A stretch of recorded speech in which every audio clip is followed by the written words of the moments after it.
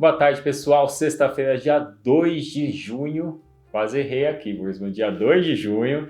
A gente começando aqui mais um bate-papo semanal com as principais notícias do mercado, pelo menos o que importa, a gente vai falar aqui. O Wurzman, que hoje está passeando lá na praia, responsável pelo nosso time de offshore, investimentos internacionais, e eu que toco aqui junto com meu parceiro, o time de renda variável. E uma semana para o Brasil muito boa. Lá fora também foi uma semana legal, né, Rafael? E eu acho que eu vou te dar a palavra dessa vez. Você começa hoje. O que você conta pra gente? Que honra, hein? Me deixar começar aqui, me colocar no holofote, depois dessa semana maravilhosa de Brasil. PIB para Exato. cima, inflação para baixo, agro puxando, balanço comercial superavitária. Vou começar, pessoal, trazendo uma foto do mundo para vocês, tá? E essa foto aqui, eu pedi para a produção subir, é basicamente as bolsas globais esse ano e a sua performance, tanto em moeda local como dolarizada, tá? E qual que é a mensagem positiva aqui? Olha o Brasilzinho chegando no S&P, né? Olha o Ibovespa subindo 9,76% esse ano em dólar e o S&P subindo 9,94%. Quem será que ganha até o final do ano, hein, Pedroso? Claro que Nasdaq, com essa alta de 26,5%, é difícil o nosso Ibovespa chegar lá, vai ter que ter algum tipo de realização das grandes empresas de tecnologia. Mas olhando essa foto, o que a gente vê? Que tanto os Estados Unidos como a Europa, assim como países emergentes ex-Ásia, né, ex-China, perdão, para ser mais certeiro, estão indo muito bem. Né? A gente tem a Bolsa Francesa aqui, o CAC 40, subindo 12,5%. A gente tem a Bolsa Alemã, a maior economia da zona do euro, subindo 15% esse ano, enquanto a gente vê, né, o índice de Hong Kong, o Hang Seng, caindo 4%, o CSI, que é o índice da China, caindo 2,6%. Na Ásia, o destaque positivo é o Japão, né, que está se aproximando aí de uma máxima histórica, uma máxima que a gente não via, fez até essa semana, Pedroso, em 32 anos. O Exato. Japão, né, que de fato negocia através da bolsa Nikkei. Pedroso, até para falar um pouco de Nasdaq, né, que não dá para a gente começar aqui sem falar de tecnologia, novamente essa semana, enfim, eles foram os principais contribuintes aí para essa alta, né, levemente positivo com a bolsa americana na semana. No mês de maio, a Nasdaq subiu 6% e o S&P subiu 0,3%. O Dow Jones, que é o setor mais vinculado à economia real, né, a bolsa mais vinculada à economia real, perdão, caiu 1,1% no mês passado. Então você vê, pessoal, que a bolsa americana está sendo puxada por 5, 6 empresas, né, as big techs. Eu faço uma pergunta, né? É possível ganhar uma guerra quando somente os generais estão batalhando e os soldados estão ficando para trás, né? Enfim, acho que a gente vai saber essa resposta no final do ano. E o que me chama a atenção, Pedroso, eu até estava te mostrando essa foto antes de começar, é que me parece que começou o FOMO, né, nos Estados Unidos, que é aquele medo de ficar de fora, o Fear of Missing Uhum. Out. A gente chegou a um recorde de dinheiro novo entrando em tecnologia nesta semana, que se encerra dia 2 de junho, esta sexta-feira no qual estamos gravando. Tá? Um fluxo comprador, enfim, enorme. A gente não viu esse fluxo comprador em décadas, tá, pessoal? Realmente é impressionante. Enfim, não sei se eu diria que é uma bolha que se está formando no setor de tecnologia, os valuations estão altos, e tem muita coisa boa aí em relação a lucro, né? E esse boom de inteligência artificial deve trazer. Mas, de novo, só o tempo dirá, também não quero me estender muito. Indo aqui para a parte macroeconômica, Pedroso, se tiver comentários, você pode me interromper, tá? Eu diria que um dos principais avanços essa semana foi o aumento da dívida pública. Não vai ter calote nos Estados Unidos, pessoal. A gente já vinha falando isso há um tempo, né? Que estava tendo muito sensacionalismo na mídia, muita informação, às vezes não 100% correta, né? Os Estados Unidos não vai dar um calote em sua dívida, isso prejudicaria o mundo inteiro. Conseguiram aumentar, né? Uma votação ontem, quarta-feira na Câmara e ontem no Senado. Agora o Biden tem que dar aquela canetada e o Tesouro vai conseguir emitir novas dívidas para pagar as suas obrigações já existentes. E o irônico de tudo isso, Pedroso, eu até vou subir um meme aqui, é que basicamente os Estados Unidos vão aumentar o seu endividamento em 4 bilhões de dólares nos próximos 2 anos e a lei, né, enfim, esse aumento do teto, eles chamaram de Fiscal Responsibility Act, né? Lei de responsabilidade fiscal. Enfim, a gente sabe muito bem que os governos ao redor do mundo rodam aí as maiores pirâmides, as maiores Ponzi schemes nunca antes visto, enfim, não conseguem pagar as suas obrigações apenas com a sua arrecadação, e são, de fato, ligar a impressora. Enquanto tiver demanda por sua própria moeda, não tem problema. E esse é o caso dos Estados Unidos, no qual o dólar é a reserva de valor mundo afora. Mas achei muito irônico que o Congresso americano chamou isso de lei de responsabilidade fiscal. Tá? E com Qual isso, que é a né, dívida americana mesmo, Rafa? 32 trilhões de dólares no 32 momento, trilhões. Pedroso. Em percentual do Até PIB, 2020, isso é? 120%, mais ou menos. Não, é mais, não é? É 120, mais ou menos, se não É me engano. 120? Eu tava vendo isso recentemente, 120, 125. Tá? E se você for comparar com a média das economias desenvolvidas, a média é 110%, né? Os Estados Unidos está levemente acima.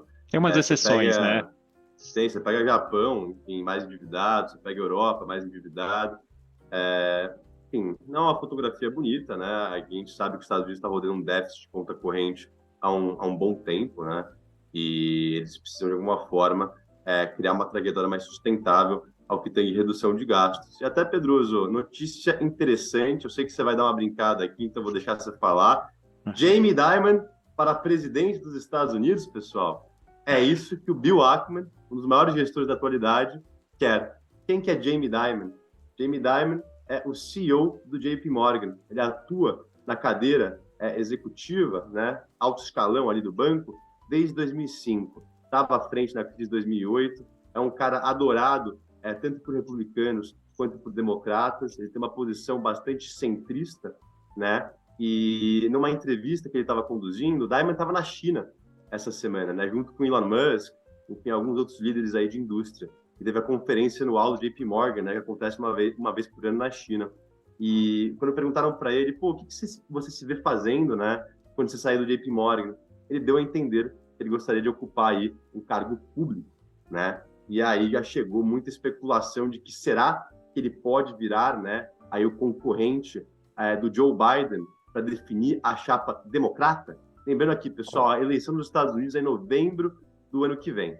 Tá? A gente agora está entrando nessa caminhada inicial das eleições primárias, que define quem que vai ser o candidato democrata e quem que vai ser o candidato republicano. Porque aí nas eleições gerais só tem dois candidatos ali, né, que disputam a vaga, né, mais importante talvez do mundo. Acho que um ponto interessante também aí, né, se eventualmente o Jamie Dimon fosse e aí ocupasse o lugar do Biden, eu não consigo me recordar de um presidente americano que não, pelo menos não concorreu à reeleição.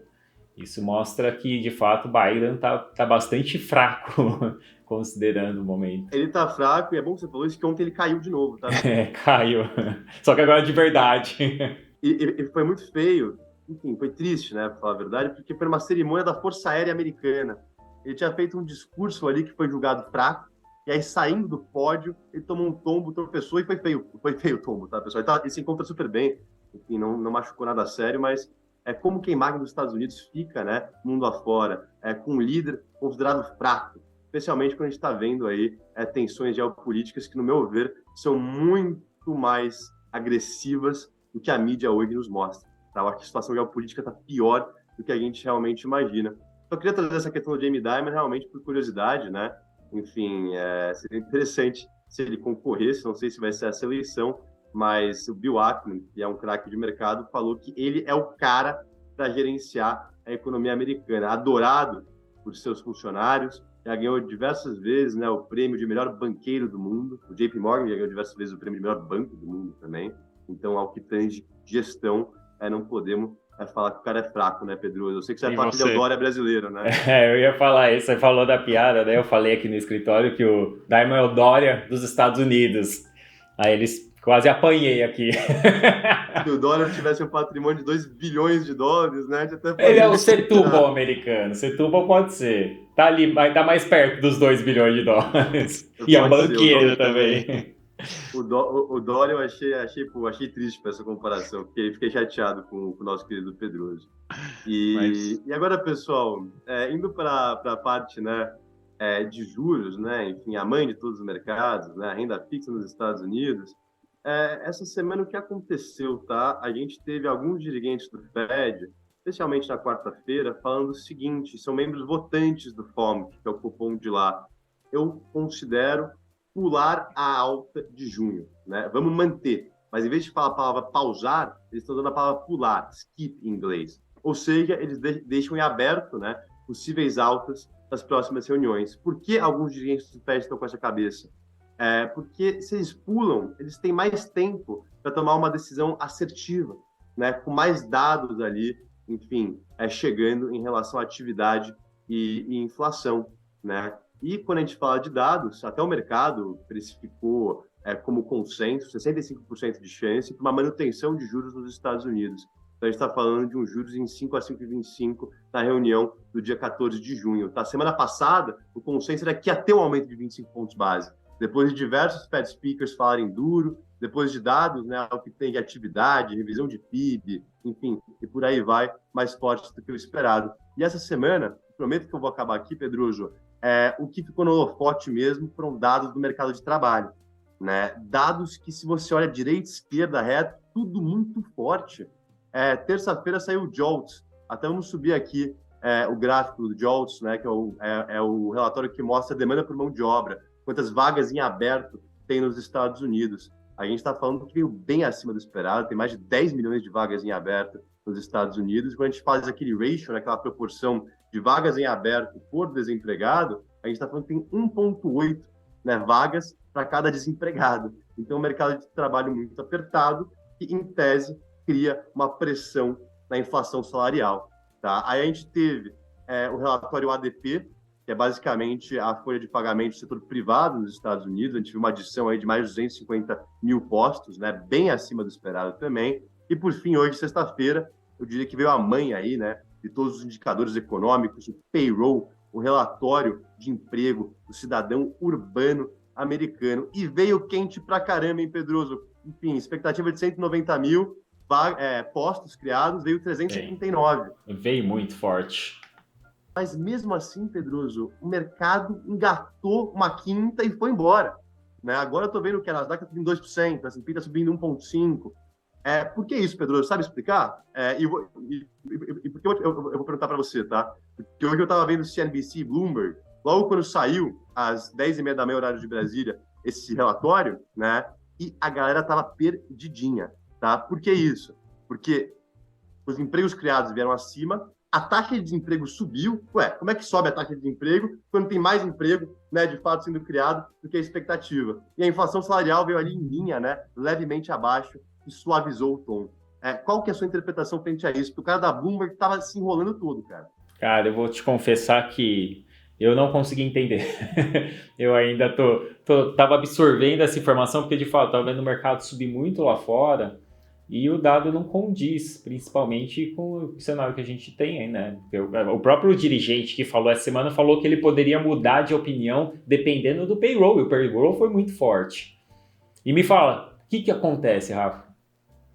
Tá bom, qual que foi a minha interpretação, tá? Sendo super honesto com vocês. O payroll foi muito forte, mas o mercado relevou isso, porque debaixo da superfície teve fraqueza, né? Quem está liderando, de fato, esses postos de emprego sendo criados, o setor de serviços, hospitalidade, lazer, restaurantes, né? A demanda reprimida ainda pós-pandemia está, de fato, dificultando a vida do Banco Central americano. Mas o desemprego voltou a subir. Isso mostra que tem pessoa buscando emprego de novo, né? A gente pode ter uma oferta de mão de obra se expandindo, o que, em tese, suaviza, né, esse mercado de trabalho tão apertado. E, por fim, Pedroso, a leitura mais óbvia aqui era que o salário médio, né, ia subir mês a mês 0,4, subiu 0,3.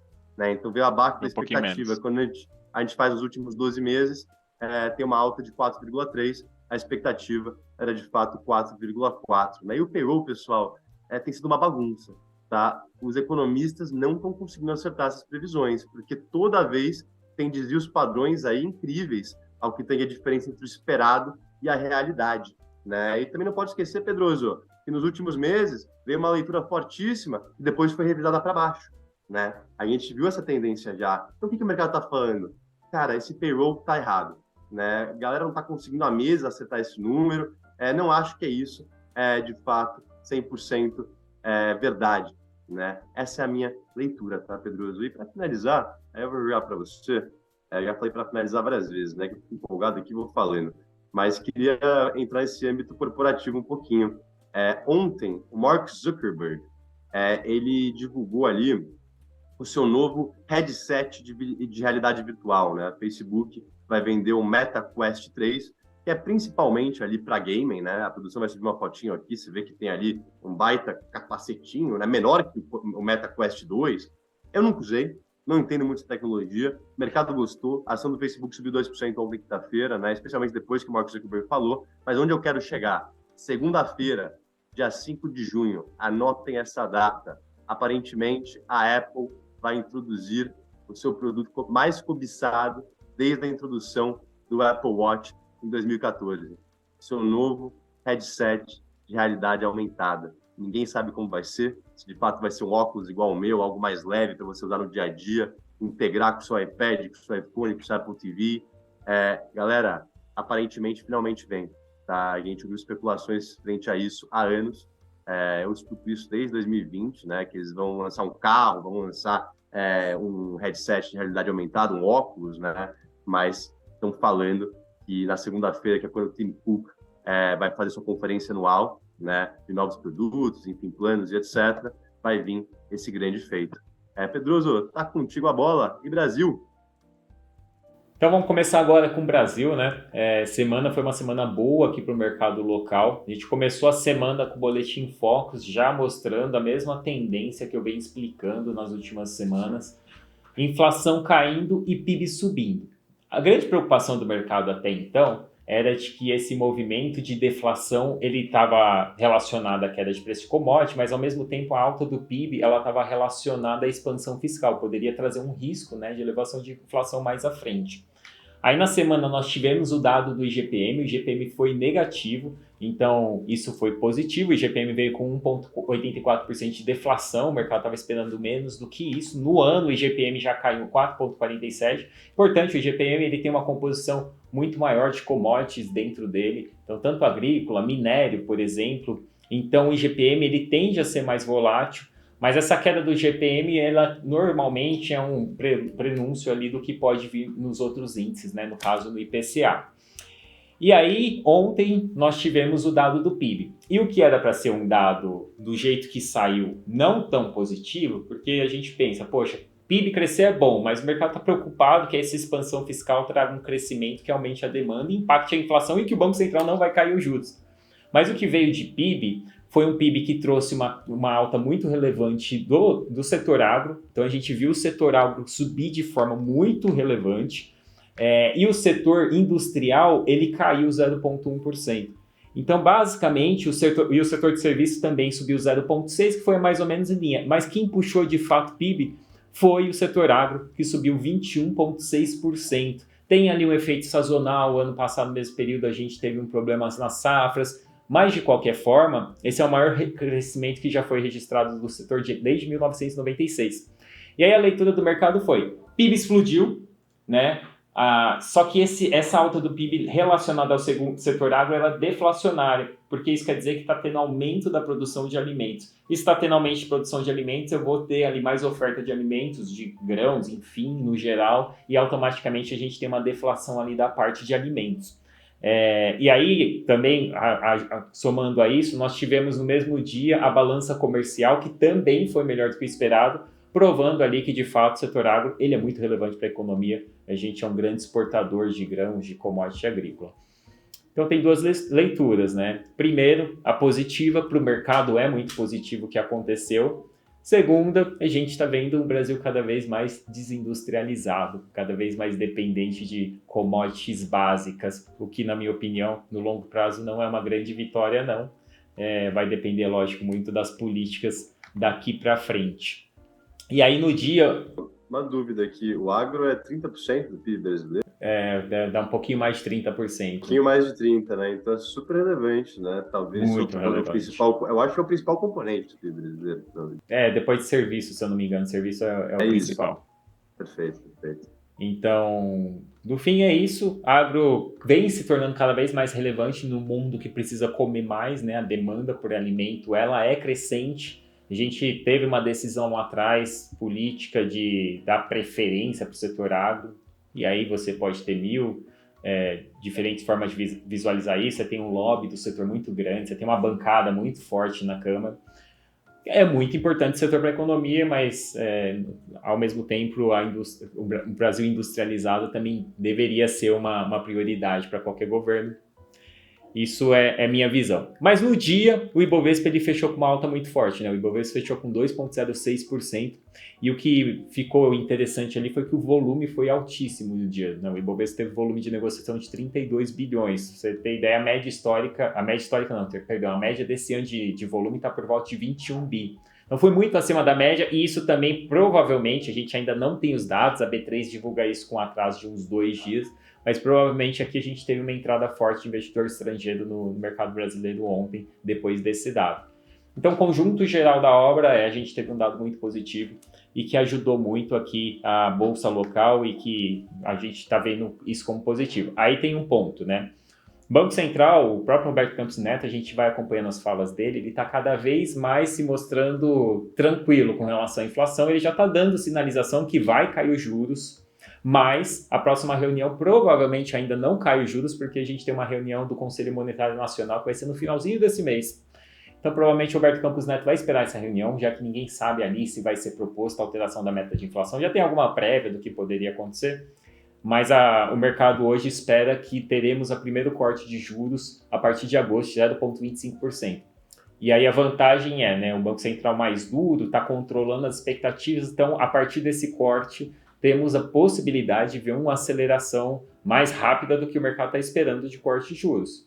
Veremos, depende, lógico, de que a inflação se permaneça em patamares menores, mas hoje todos os indicativos apontam para isso.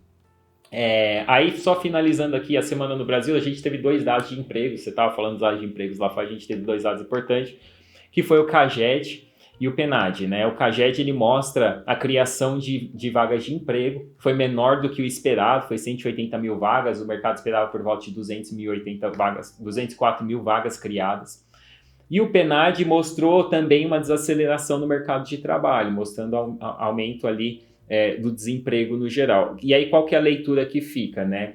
O mercado ainda está absorvendo esse movimento de alta de juros, ainda tem muita coisa defasada, então a gente ainda deve ver desaceleração em alguns setores específicos da economia, né? Então a notícia do agro de fato foi muito positiva, porque você está tendo esse setor específico compensando a desaceleração do restante.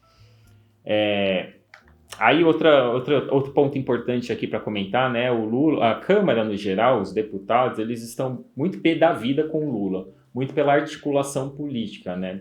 O Lula, desde o começo do mandato, ele preferiu olhar muito mais para a política externa, e o Lula não para de viajar, do que fazer articulação política aqui. E normalmente o primeiro ano de um governo é o ano mais importante para ele tocar a aprovação de reforma.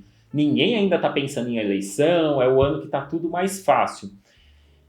Houve ali uma certa rebelião dentro da Câmara. Essa semana venceu várias MPs do governo, algumas caducaram, que não era mais importante. As mais importantes o governo conseguiu passar. A mais importante de toda era a reestruturação dos ministérios, né? Para quem acompanhou, durante o Bolsonaro ele reduziu bastante a quantidade de ministério. O Lula voltou a aumentar isso, criou um ministério novo, né? Por exemplo, o Ministério da Economia dividiu em planejamento, economia e indústria. E aí, se não passasse essa MP, ele ia enxugar tudo da noite para o dia. Ele ia ser obrigado a reestruturar tudo de novo. O Lira acabou aprovando isso no último minuto do segundo tempo, o último dia, às 11 horas da noite, foi aprovado no Congresso. Mas a leitura que ficou foi mais para mostrar para o governo a força que tem hoje a Câmara e os deputados, né? Como o governo é mais fraco do que o Lula foi no passado frente a isso. Eu diria até algo mais, né? Hoje a gente já vive um semiparlamentarismo, que já tá institucionado. Hoje a Câmara e o Senado ela tem uma relevância. O mercado fez uma boa leitura disso. Por quê? O mercado fez exatamente essa leitura. O parlamento atual ele é muito diversificado e o centro ele é muito relevante, o centrão ali dentro. E aí automaticamente isso impede que algumas políticas mais extremistas. É alguma leitura que já vem sendo feita ao longo do tempo, né? Mas ocasiões como aconteceu agora, deles pressionando o governo, ela deixa isso mais claro. No fim do dia, lógico, para o governo conseguir aprovar, liberou lá 1,7 bilhão de emenda, vai fazer reestruturação ali dos ministérios, vai tirar um e colocar outro, conseguiu aprovar, mas o governo saiu perdendo nessa. E para terminar, eu quero trazer aqui mais 2 dados importantes. Primeiro, o dado industrial da China, né? Nós tivemos o PMI ali no começo da semana, que esse é o divulgado pelo próprio governo chinês. Ele foi abaixo do esperado, ele veio 48,8, expectativa era 49,5. E aí o mercado de novo preocupado, né? Desaceleração chinesa, vai, não vai. Mas aí agora, ontem, veio um dado que é o PMI Caixin, que é da S&P, e esse foi positivo. Ele mostrou que está acelerando, né? O índice ele saiu de 48,8 para 50,9 pontos, e isso entra no território de expansão, foi muito forte o índice. Está ajudando commodities, vimos o minério subir, Vale está andando ontem e hoje, e aí para somar isso, agora está rolando especulação de um novo apoio para o setor de construção, um novo pacote lá para ajudar o setor, e isso tecnicamente já seria bastante positivo para o setor de commodities, principalmente minerais, né? Então a China ainda com dados bastante divergentes, mas no geral a gente está com uma expectativa bem forte que vem aí mais estímulo na economia. E por último, essa semana o Erdoğan, ele foi reeleito lá na Turquia. Quem não conhece o Erdoğan, tá 20 anos lá no poder, ele é o presidente da Turquia. É aquele absurdo, né? Ele é um cara super centralista ali, é praticamente uma autocracia a Turquia. E aí, um ditador. Português claro, é um ditador. E aí eu queria subir um gráfico aqui. O Erdoğan, ele critica muito juros. Ele fez os juros na Turquia baixar na marra. E aí você consegue ver o efeito disso na economia com a desvalorização da lira turca, que foi mais de 90% na última década. Esse movimento foi muito acentuado a partir de 2017, principalmente porque depois da crise do Covid, ele foi mais incisivo ainda em criticar. E isso mostra quando a gente não segue, né? Não segue uma política ortodoxa, no caso dele não é nada ortodoxo, e não segue uma diretriz técnica para tocar a economia, o que acontece. Então, fica esse gráfico aí como lição para que, quem sabe, o Brasil não faça a mesma coisa. Eu acho que termino aqui, Rafael. Que é a sua visão para dólar no fim de ano? Saia justa aí. Eu já falei para você que é 4,50 pelo menos. Eu e o Pedroso fizemos uma nova aposta, hein, galera? Ele perdeu a última que a gente fez no começo do ano. Agora redobramos, né? All or nothing. Se o dólar ficar acima de 4,5 até o fim do ano, eu levo. Se ficar abaixo, ou igual, né? Vou te dar essa lambuja. Você leva. Até agora, a minha tendência tá mais...